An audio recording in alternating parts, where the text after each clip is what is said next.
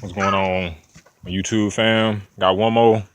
It's kind of a continuation of my last video about being vulnerable. This one's about actual dying a spiritual death before you have to die a physical one in order to change. So part of being vulnerable is also a part of the ego dying away. See, the ego is a part of you that says I'm vulnerable, right? The spirit is always vulnerable because the spirit is always there, regardless if you acknowledge it or not. But a lot of times in your life, you're asking for certain stuff and you're asking for certain things to change, but you don't realize that you just got to change in order for those things to come about, in order for that change to come about.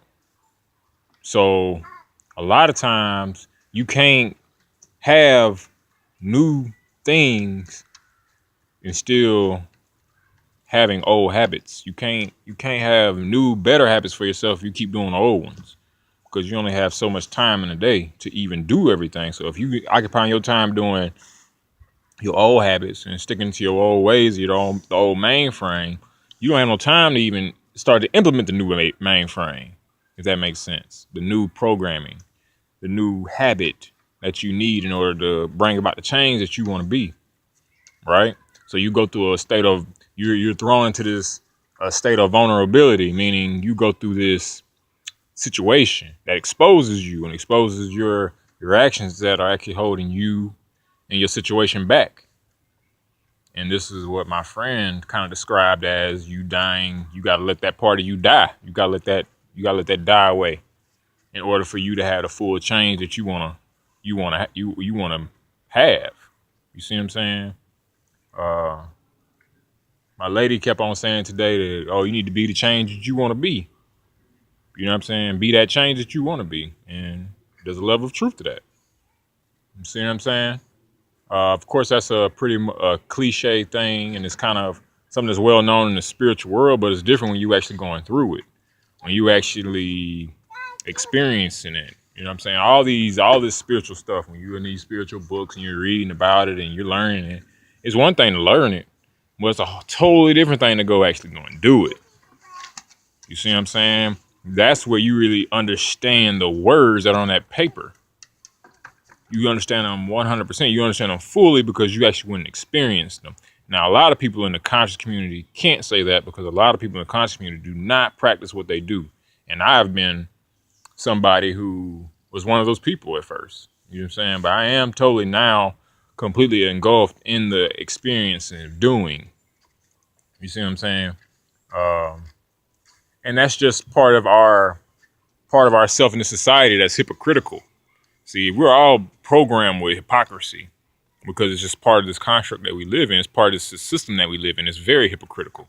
So if you don't think that you have certain hypocritical ways in this society, especially if you grew up in the United States, you have some soul searching to do because it's something that's embedded in everybody who lives in this country. Only way you might not have hypocrisy embedded in you if you didn't grow up here and you didn't grow up under these specific teachings that this society starts to teach you as a child. It's very contradictory. Even if you know what I'm saying, if you're somebody who subscribes to Christianity, that's a book. The Bible is full of contradictions. So it's full of hypocrisy. So that's something that's a program that's embedded in the mind. So in order to let that part of you die away, the inner hypocrite, you got to be able to peep it. You got to be able to see it. You see what I'm saying? So moving on with death. Always be willing to die a spiritual death. It's tough sometimes, but it strengthens the being. It strengthens your body. It strengthens your mind. It strengthens your essence because you're no longer living a lie. You're no longer divided. You're no longer split. You're no longer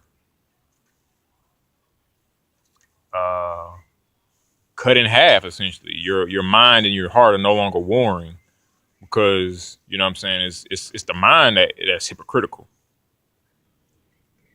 The heart can be blinded by a certain emotion, but it's rarely hypocritical.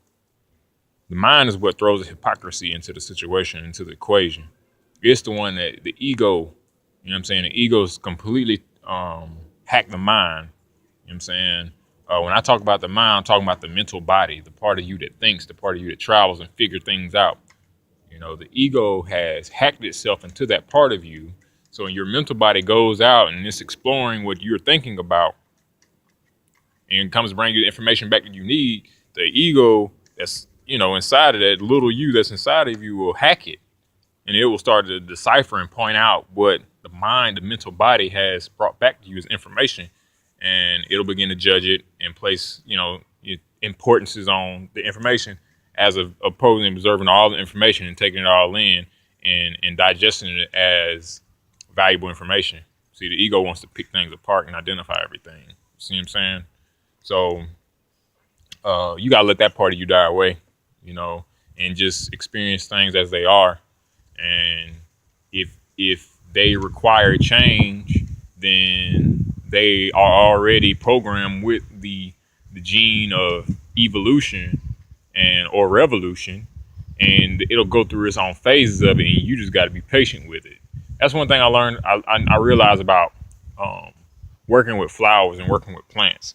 You got to be patient with their process, with their timing. You see what I'm saying? When you pop a seed, you gotta be patient with its progress and its movements. You see what I'm saying? And also provide it with the proper environment for that seed to cultivate, right? We're no different. We're still seeds, especially with our ideas, and especially with our hearts and our spirit. We're still seeds. In our minds, we're still seeds.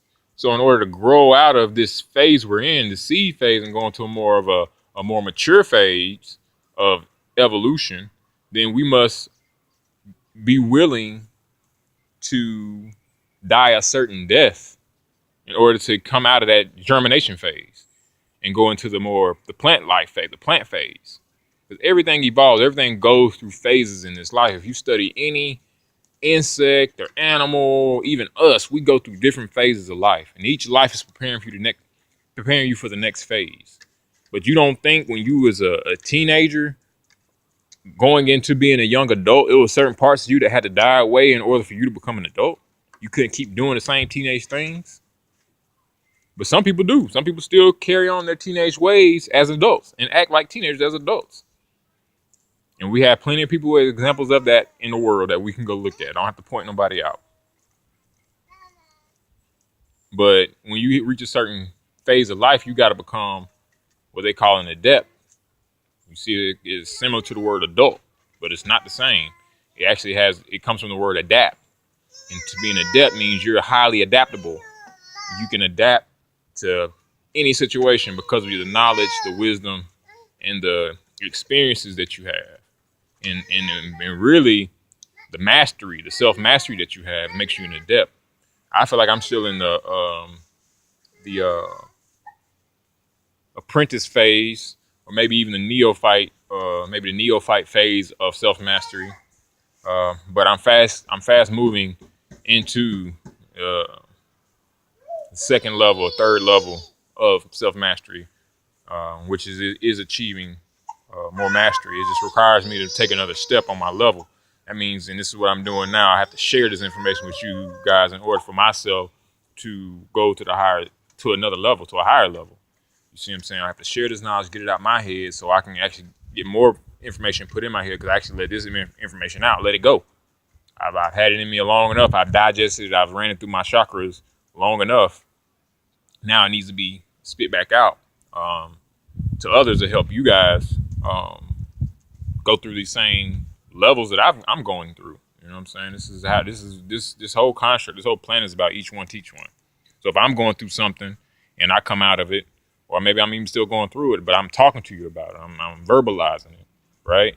Maybe you going through the same thing, just on a different scenario. It could help you, and that's the only reason I want to do this. You know what I'm saying?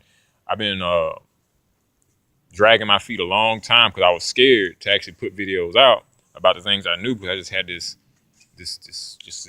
negative feeling about just sharing information. I guess it comes just from some kind of generational curse or past life karma that I'm dealing with, where it's hard for me just to come out and just tell people the things I know. But I'm getting over that. I'm dying my spiritual death so I can do these things and I can continue to grow, and I don't become just a shell and die in ways I don't want to die, like a physical death. You know what I'm saying? No, I'm not ready for it yet, at least. I'm not really worried about physical death, but I want it to come when the time is right. And I don't want it to come because I didn't learn my lessons. see what I'm saying? I don't want it to come because it's time for you to go to the next level. There's nothing left for you on earth here anymore. You see what I'm saying? And that's what we're dealing with. That's spirit. That's real spiritual warfare that we're dealing with, people.